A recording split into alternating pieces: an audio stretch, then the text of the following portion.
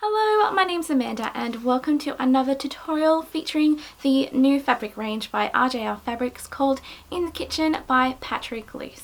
So this project that I'm going to show you how to make is going to be split over two videos. There's going to be a part 1 and a part 2 which will be coming out on Friday. And what I'm going to be showing you how to make is a foundation paper pieced coffee mug wall hanging. So by the end of part 1, which is this video, you'll know how to piece together these 3 very delightful, very sweet coffee mugs. And of course I'll also show you how to piece them all together in the design that I have here. So of course with any paper piecing pattern you need a template or a pattern to download and use, and this is the one that you'll need to make these lovely coffee cups. There is a link to this pattern in the description box below, which you can then very easily download and print and use as many times as you like. Now one thing that I do want to say about this tutorial is I've gone into editing it and producing it with an assumption that you'll all know how to do foundation paper piecing or have a general sort of knowledge of how to do it. So because of that I don't go fully deeply into piecing absolutely every detail of the pattern. If you are new to foundation paper piecing, that's okay. There is a link on the screen now and down below to a video that I made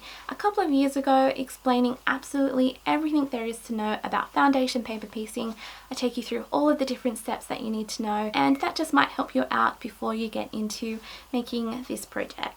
So as always with all of my tutorials, you will find absolutely everything that you need to know down in the description box below. There is a link to the pattern, there is a full list of all of the different measurements that you need to cut, there's a full list of all of the fabrics that I've used in part 1, as well as all of the tools and notions that I've used to be able to paper piece my coffee cup. So with all of that said, this is part 1 in how to make my foundation paper pieced coffee cups wall hanging. Firstly, the tools you'll need to make this block include a basic quilting ruler, a 28mm blade, a serrated tracing wheel, a seam presser or iron, a pair of thread snips, some paper glue, a stack of pins, and a pair of craft or paper scissors. And then for the block itself, you'll need to print out 3 copies of the pattern template linked in the description below, along with each of your fabrics cut at the correct measurements listed below as well.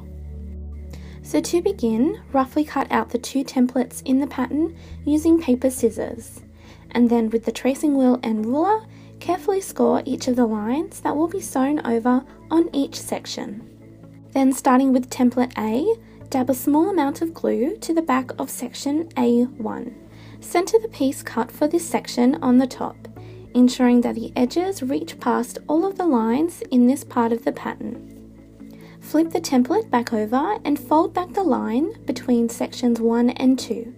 Place your ruler on top and line up the 1/4 inch line along the folded paper edge and cut off the excess fabric. Lay out the fabric cut for section A2 right side up.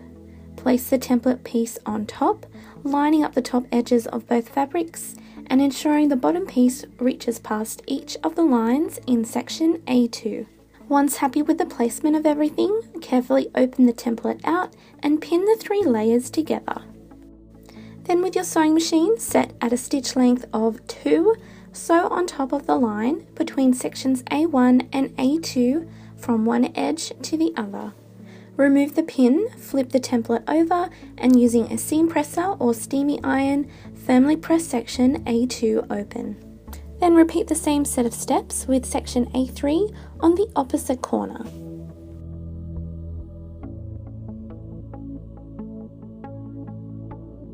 Once that's done, fold back the line between sections A1 and A4 and trim away the excess fabric in the same way as before. Place the template on top of the fabric cut for section A4, positioning it evenly into place. Pin all 3 layers into place and then sew from one side to the other on top of the line that separates sections A1 and A4. Press the section open into place and then repeat the same set of steps to complete sections 5, 6 and 7.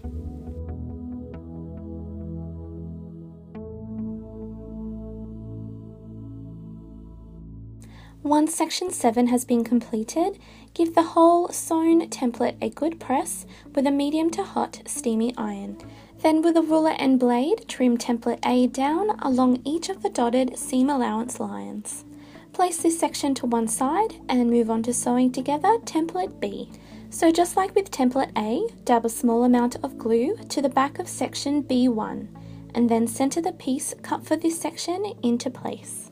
Fold back the line at section B2, trim the fabric to a 1/4 inch seam allowance and then place the template on top of the fabric piece cut for B2. After centering everything into place, pin the 3 layers together. Then at the sewing machine, carefully sew on top of the short line, separating sections B1 and B2. Press the section open and then repeat the same set of steps with section B3 on the opposite side.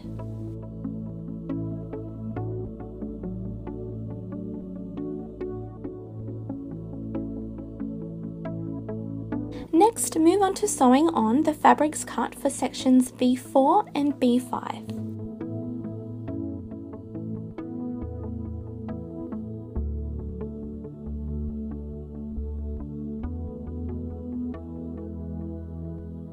Then begin adding the last of the main fabric pieces cut for template B to section B6. As for all of the sections, make sure that the bottom fabric reaches past all of the lines and points in B6 and then pin it into place. Sew on top of this line from one end to the other and then press the section open. And then from here, sew on the last few section pieces to complete template B.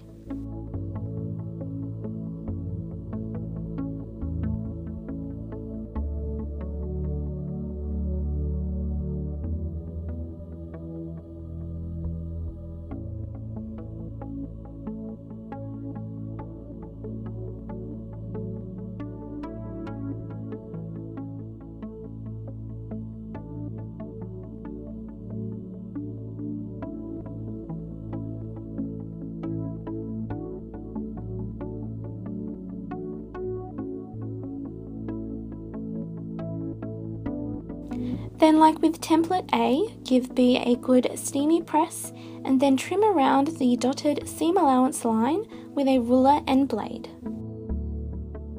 Now that both templates are sewn, carefully tear the paper away from the back of each one, not worrying too much if some bits of paper are left behind. Next, lay each section next to each other and flip template B onto A.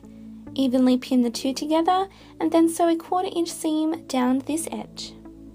Press the seam towards template A and then place the 2 1/4 inch by 5 1/2 inch rectangle on the opposite side to template B. Pin the rectangle to this edge, sew another 1/4 inch seam along this side and then press the seam outwards with the iron. Then to finish the block, flip and pin the 2 1/4 inch by 8 3/4 inch rectangle to the top edge. Sew one more 1/4 inch seam along this edge and then press the seam outwards. Then lastly, once all 3 blocks have been completed, lay out 2 of them in this way. Flip one onto the other and pin them evenly together along the top edge. Sew a 1/4 inch seam along this edge and then press the seam inwards towards the sashing rectangle. Flip and pin the last block to the bottom edge of the middle block and then sew them together using a 1/4 inch seam. Press the seam inwards again towards the sashing rectangle. Then to finish off part 1, pin and sew one more sashing rectangle to the bottom edge of the last block, pressing the seam outwards just like with the others.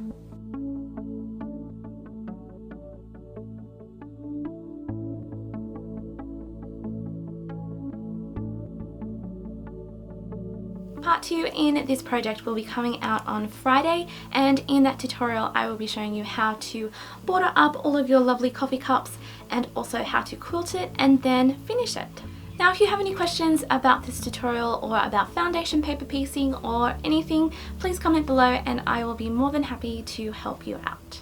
So before I go, I just want to say another thank you to RJR Fabrics for so kindly letting me play around with these lovely fabrics and to be able to make these tutorials and show you what you can do with this lovely, lovely collection. And as always, thank you all so much for watching, and I hope to see you another time very, very soon. Bye!